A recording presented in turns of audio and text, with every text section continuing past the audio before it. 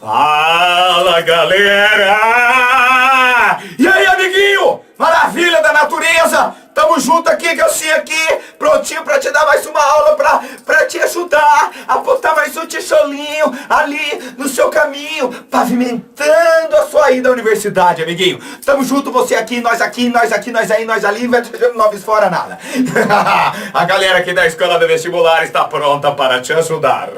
Amiguinho, hoje, dando continuidade na eletrostática, nós vamos falar dos condutores em equilíbrio eletrostático, tá? Quando a gente eletriza um corpo condutor, devido ao excesso de cargas, essas cargas em excesso, por terem sinais iguais, elas se repelem. Portanto, elas sempre estarão na periferia dos condutores. Isso a gente costuma chamar de gaiola de Faraday. Então, tipo, quando cai um raio em cima, raio, descarga atmosférica em cima de um carro, as pessoas lá dentro não morrem, não porque o pneu é de borracha, como muita gente acha. Não, é porque aquilo é um condutor e ali as cargas vão passar pela sua periferia. E quando essas cargas se estacionam, a gente tem o equilíbrio eletrostático.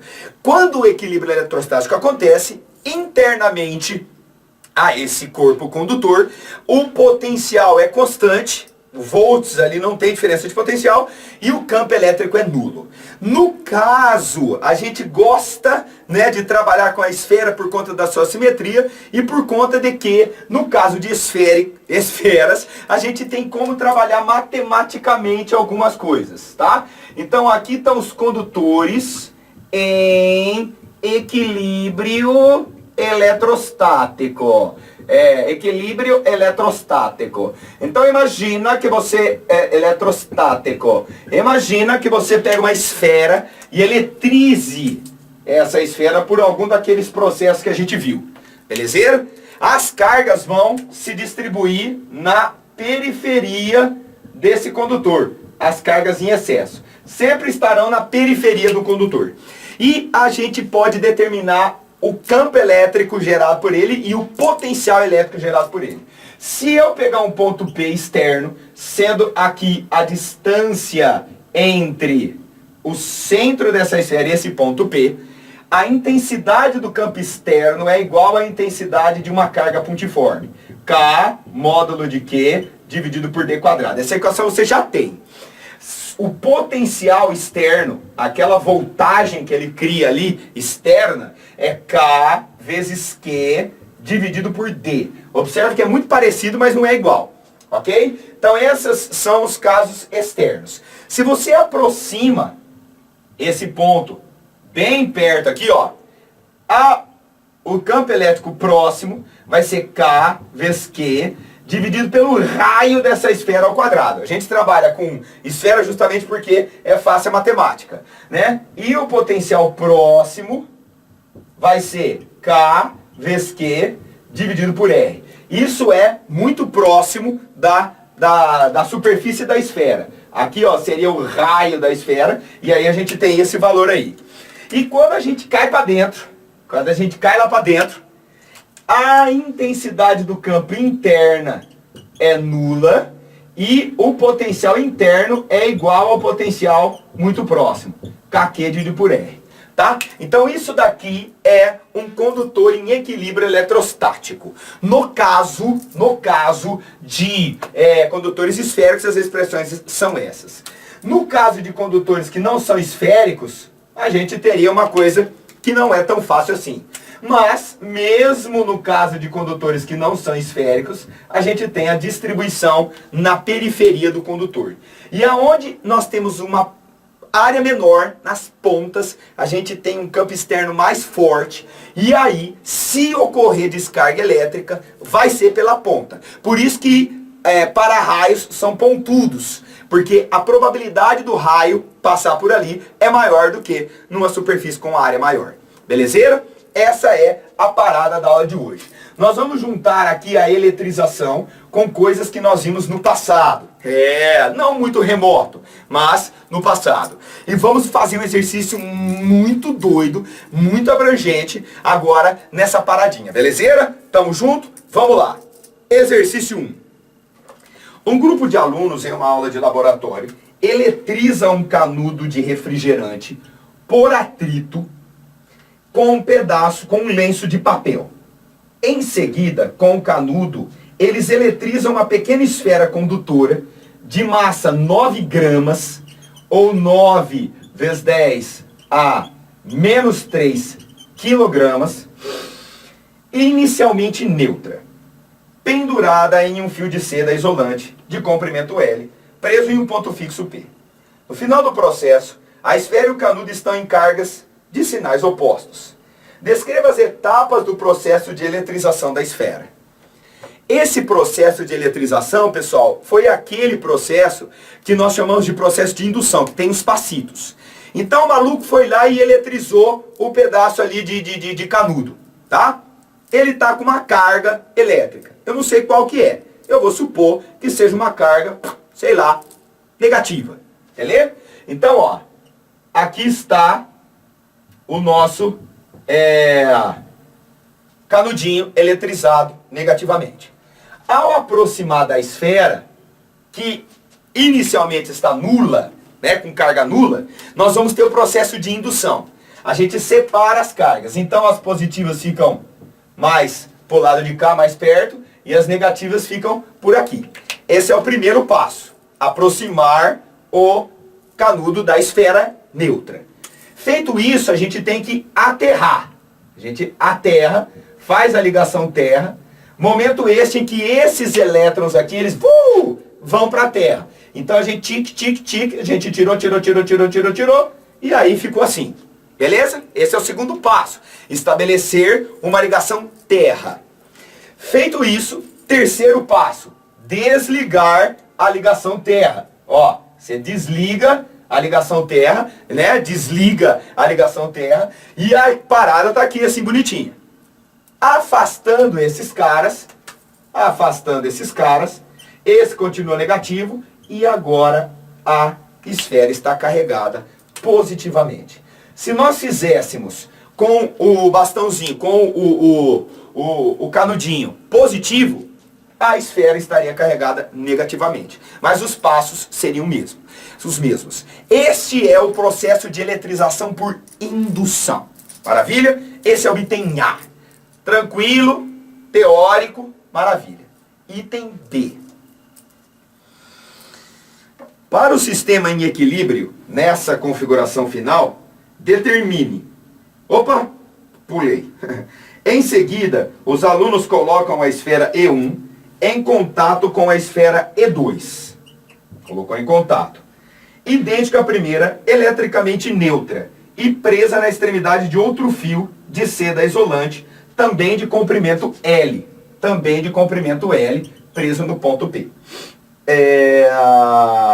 O sistema adquire a configuração ilustrada na figura e a distância entre essas esferas é de 8 centímetros, ou 8 vezes 10 a menos 2 metros.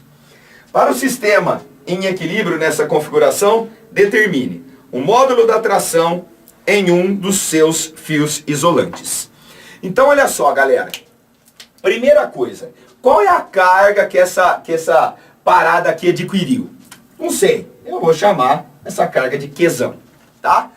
Quando a gente encosta essas duas esferas idênticas, nós vimos lá nos processos de eletrização que se elas são idênticas, separa igualmente as cargas. Então, esses dois corpinhos pendurados aqui, como você viu na figura, eles têm uma carga elétrica, ó, a carga elétrica de cada esfera é igual a Qzão sobre 2, certo? Qzão é a carga inicial, mas Qzão da esfera 1 e Qzinho da esfera 1 e Qzinho da esfera 2 são iguais. Então eu nem vou precisar determinar a carga que tinha antes da eletrização. Eu vou determinar a carga que eles vão estar agora.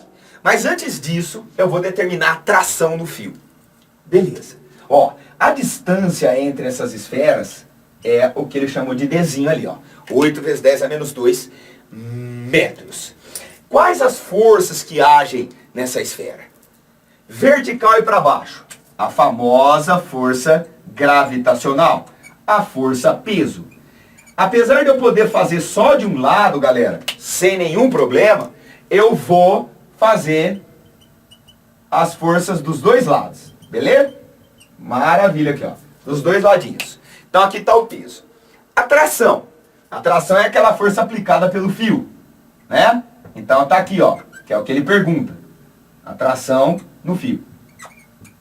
Agora, por que que essas esferas adquirem essa configuração? Quando a gente eletrizou as cargas, elas passaram a ter, as esferas, elas passaram a ter as cargas iguais e de mesmo sinal. O que que acontece com cargas de mesmo sinal? Se repelem, devido a uma força que nós chamamos de força elétrica. Então, fofos, essa carga aqui, esse corpo, ele é... Esqueci o que eu ia falar. Ele é repelido pelo primeiro, do lado de lá, e esse daqui também é repelido, com a mesma intensidade, com a mesma direção, só que sentidos opostos. Ok? Então essa é a configuração de forças. Essa é a configuração de forças. Força elétrica, força de tração e a força peso. Como estão em equilíbrio, fofinhos, o que que acontece quando estão em equilíbrio? A soma vetorial dessas forças, a soma vetorial dessas forças tem que fechar um triângulo, um polígono que tem que ser fechado. Se eu somar vetorialmente a tração com o peso com a força elétrica, tem que fechar o polígono. E esse ângulo de inclinação aqui, ó, é o ângulo θ. O cara deu uns valores aí pra gente que a gente vai precisar já já, tá? No note a dot ali embaixo. Então eu vou pegar esse lado aqui, tá, pessoal? Tanto faz o lado que eu vou pegar. Eu vou pegar a esfera do lado esquerdo aqui. Se eu somar a tração, que está nessa direção e nesse sentido, com o peso, que está vertical e para baixo, com a força elétrica, que está na horizontal para a esquerda, eu tenho que ter o polígono fechado. Beleza? Olha lá, ó. O polígono tem que estar fechadinho. E esse ângulo aqui é o ângulo θ. Beleza? Então vai. Dessas forças aí, qual que eu sei calcular? A peso e a força elétrica. Eu não tenho as cargas, mas eu tenho a massa. Se eu tenho a massa, eu tenho o peso. Então, nesse triângulo, que é um triângulo retângulo, eu vou relacionar o cateto adjacente com a hipotenusa, que é a tração. O cosseno do ângulo θ vai ser a intensidade do peso dividido pela tração. Então a tração vai, o peso vai ser a tração vezes o cosseno de θ. A rigor, pessoal, tração vezes o cosseno de θ seria a componente vertical aqui da tração. A gente chamou de TY lá nas decomposições de força. Ok? Tinha P, PY, um negócio lá muito louco. Espero que você lembre. Então vamos lá. O peso é a massa vezes a gravidade. A tração é o que a gente quer. E o cosseno de θ eu preciso olhar ali já já para saber. A massa é 9 vezes 10 a menos 3. 9 vezes 10 a menos 3. O G é 10. A tração é o que eu quero. E o cosseno de θ é 1. Porque o ângulo é muito pequeno. Então a tração vai dar 9 vezes 10 a menos 2 newton. Então tá aqui 9 vezes 10 a menos 2 newton. Essa é a intensidade da tração. Fechou? Maravilha? Então vamos lá, galera. Feito isso, nós vamos para o próximo item. O próximo item, o item C, ele diz assim: o módulo da carga Q2 da esfera 2. Tanto faz qual esfera você vai pegar, certo? Por quê? Porque as duas esferas têm a mesma carga elétrica. Então bora lá. Como que eu vou fazer o item C? Amiguinho, novamente eu tenho que determinar alguma coisa aqui relacionada com as intensidades das paradas aqui. O que eu vou fazer? Como eu tenho agora a intensidade da tração, eu vou determinar a intensidade da força elétrica. Porque dentro da força elétrica vai aparecer a carga elétrica. Então se eu fizer aqui o seno do ângulo θ, o seno vai ser a intensidade da força elétrica dividido pela intensidade da tração. O seno de θ, pessoal, é 0,1. Foi dado aí no problema. problema. E a tração nós acabamos de calcular 9 vezes 10 a menos 2. Basta multiplicando, 0,1 é 10 a menos 1. Então, ó, a intensidade da força elétrica vai ser 9 vezes 10 a menos 3 newtons. Newton, velho do Rio. Newton, velho do Rio. Esse é o valor da força elétrica. E como nós vimos lá nas aulas sobre lei de Coulomb, a intensidade da força elétrica entre dois corpos que estão carregados eletricamente e de dimensões desprezíveis é dado por a relação KQ dividido por D quadrado. KQ dividido por D quadrado. KQ, tadinho do Einstein. O Einstein tomou um capote aqui, velho. Ô, louco, tadinho do Einstein. Vamos lá. Então, ó, a intensidade da força, 9 vezes 10 a menos 3. O K, constante eletrostática, 9 vezes 10 a nona. Como o módulo das cargas é o mesmo, aqui eu vou pôr Qzinho e Qzinho, seria Qzinho quadrado. Q quadrado, Qzinho quadrado. E a distância é 8 vezes 10 a menos 2. 8 vezes 10 a menos 2 elevado ao quadrado. Certo? Olha lá que maravilha. Então dessa maneira nós vamos determinar a carga elétrica de cada uma dessas esferinhas. Repetindo, como as esferas são idênticas, ao colocarmos em contato essas duas esferas, a carga elétrica que elas assumem é a mesma. Qzinho e Qzinho. Vamos lá, simplificações. Aqui ó, eu vou simplificar o 9 com 9, beleza? Aqui eu vou fazer a contita, ó, do lado esquerdo vai ficar 1 vezes 10 a menos 3. Do lado direito, 9 vezes 10 a nona. Opa, burro! Eu cortei o 9, burro, burro, burro, burro. 1 vezes 10 a nona, burro, burro. Aqui que é quadra, burro, burro. Aqui 64 vezes 10 a menos 4. 8 ao quadrado é 64, 10 a menos 2 ao quadrado é 10 a menos 4. Maravilha? Então, ao passar para cá, vai ficar 64 vezes 10 a menos 7. O menos 4 com menos 7. E 1 vezes 10 a nona, passa dividindo aqui, e aqui é Q quadrado. Então, Q quadrado vai ser 64 vezes 10 a menos quanto? O 9 que vai para cima fica menos 9. Menos 9, menos 7, menos 16. Fechou? Extraindo a raiz quadrada de 64 vezes 10 a menos 16, a gente chega que a carga de cada esfera é 8 vezes 10 a menos 8 coulombs. Raiz quadrada de 64 é 8, raiz quadrada de 10 a menos 8 é 10 a menos 16. Belezeira? E no item D, ele pede para que a gente determine o número de cargas em excesso. A diferença entre o número de cargas positivas e o número de cargas negativas. Isso nos remete às primeiras aulas de eletrostática, que diz assim, que a carga elétrica de um corpo é o N vezes Z.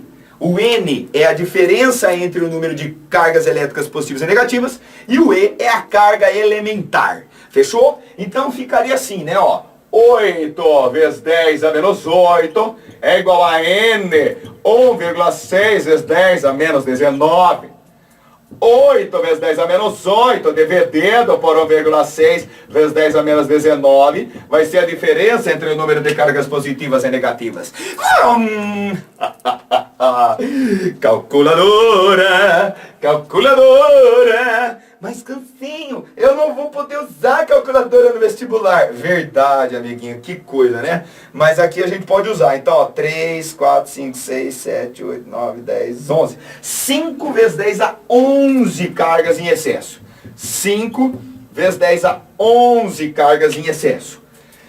Como nós fizemos a nossa gambiarra de maneira que lá no começo a carga da esfera era positiva, aqui seria um excesso de cargas positivas. Se porventura nós tivéssemos invertido a parada e começasse o processo de eletrização e a carga elétrica da esfera tivesse dado negativa, o que acontece? Aqui seria excesso de elétrons. Mas isso tanto faz. No caso, ele só pediu o número N de excesso. Quanto que está em excesso ali de cargas positivas ou negativas. Fechou? Então é isso daí, galera. Vai lá nos exercícios, vai lá onde eu deixei lá mais uma listinha pra vocês resolverem. Prega o pau, tamo junto, até a próxima, valeu, e